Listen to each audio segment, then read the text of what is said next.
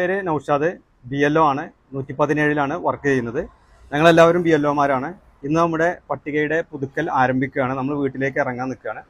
അതിലൊരുപാട് ആശങ്കകൾ ജനങ്ങൾക്കുണ്ട്. പക്ഷെ വളരെ ലളിതമായ രൂപത്തിലാണ് നമ്മൾ ഈ പദ്ധതി നടപ്പാക്കുന്നത്. നിങ്ങളുടെ വീട്ടിൽ ഒരു BLO വരും, നിങ്ങളുടെ BLO വരും. ഓരോ ആളുകൾക്കും അവരുടേതായ ഫോമുകൾ നൽകും. ആ ഫോമിൽ നിങ്ങളുടെ ഡാറ്റ നിങ്ങൾ പൂരിപ്പിച്ച് കൊടുക്കണം. അതിൽ നിങ്ങൾ 2002 വോട്ടർ പട്ടികയിലുള്ള ആളാണെങ്കിൽ 2002 വോട്ടർ പട്ടികയിലുള്ള വിവരങ്ങൾ രണ്ടാമത്തെ കോളത്തിൽ പൂരിപ്പിച്ച് കൊടുക്കണം. ഇനി 2002 വോട്ടർ പട്ടികയിൽ നിങ്ങൾ ഇല്ലാത്ത ആളാണെങ്കിൽ മൂന്നാമതൊരു കോളമുണ്ട്.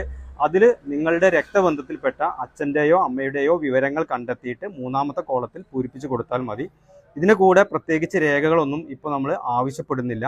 അത് പിന്നീട് എപ്പോഴെങ്കിലും ആവശ്യപ്പെടുകയാണെങ്കിൽ മാത്രം സമർപ്പിച്ചാൽ മതി. പിന്നെ നിങ്ങളുടെ ഫോട്ടോ ഫോമിലുണ്ടായിരിക്കും. അത് പഴയതാണെങ്കിൽ നിങ്ങൾക്ക് ആവശ്യമുണ്ടെങ്കിൽ പുതിയ ഫോട്ടോ നമുക്ക് അടുത്ത കോളത്തിൽ ഒട്ടിച്ചു കൊടുത്താൽ അതതിൽ ഉണ്ടായിരിക്കും. വിവാഹം കഴിഞ്ഞു വന്ന കുട്ടികളുടെ കാര്യത്തിലാണെങ്കിൽ അവരുടെ അച്ഛൻ്റെയോ അമ്മയുടെയോ, അതായത് അവരുടെ നാട്ടിൽ ഉള്ള അച്ഛൻ്റെയോ അമ്മയുടെയോ ഡീറ്റെയിൽസ് നമുക്ക് ഓൺലൈനായിട്ട് കളക്ട് ചെയ്യാൻ സാധിക്കും. ആ ക്രമ നമ്പറും ബൂത്ത് നമ്പറും ഇതിൽ എഴുതി കൊടുത്താൽ മതി.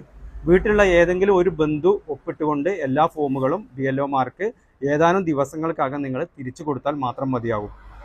അത്രയും എളുപ്പത്തിൽ നമുക്ക് ഈ പ്രക്രിയ പൂർത്തീകരിക്കാൻ സാധിക്കും. പ്രവാസി വോട്ടർമാരുടെ കാര്യത്തിലും ആശങ്ക വേണ്ട.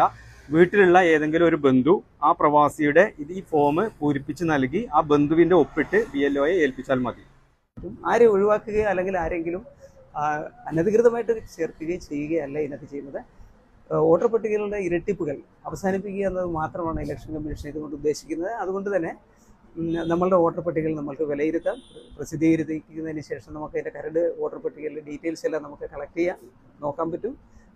അങ്ങനെ സമഗ്രമായ ഒരു വോട്ടർ പട്ടിക നമുക്ക് പ്രസിദ്ധീകരിക്കുന്നതിലൂടെ തന്നെ ഇലക്ഷൻ കമ്മീഷൻ്റെ ഈ ഒരു ആശയം നമ്മൾ ജനങ്ങളിൽ എത്തിക്കാൻ പറ്റും. മറ്റ് പൊതുവിൽ വരുന്ന ആക്ഷേപങ്ങൾ അല്ലെങ്കിൽ ആളുകൾ ഉന്നയിക്കുന്ന ആശങ്കകളെല്ലാം അടിസ്ഥാനരഹിതമാണ്. വളരെ ഭംഗിയായി തന്നെ നിങ്ങൾക്ക് തരുന്ന കാര്യങ്ങൾ നിങ്ങൾ ചെയ്ത് ഫോമുകൾ ഫില്ല് ചെയ്ത് BLOമാരെ ഏൽപ്പിക്കുക. ബാക്കി വരുന്ന കാര്യങ്ങളെല്ലാം നിങ്ങൾ ഇലക്ഷൻ കമ്മീഷനെ വിശ്വസിക്കുക. ഇലക്ഷൻ കമ്മീഷനിൽ പ്രസിദ്ധീകരിക്കുന്ന കാര്യങ്ങളനുസരിച്ച് തന്നെ നമ്മളെല്ലാവരെയും, ജീവിച്ചിരിക്കുന്നവരും ഈ നാട്ടിലുള്ളവരുമായ എല്ലാ വോട്ടർമാരെയും നമുക്ക് ഈ ഒരു വോട്ടർ പട്ടികയിൽ ഉൾപ്പെടുത്തുവാനും വരുന്ന ഇലക്ഷനുകളിൽ അവരെയൊക്കെ സമ്മതിദാന അവകാശം ലഭിക്കുവാനുമുള്ള ഒരു സാഹചര്യം ഉണ്ടാകും എന്ന്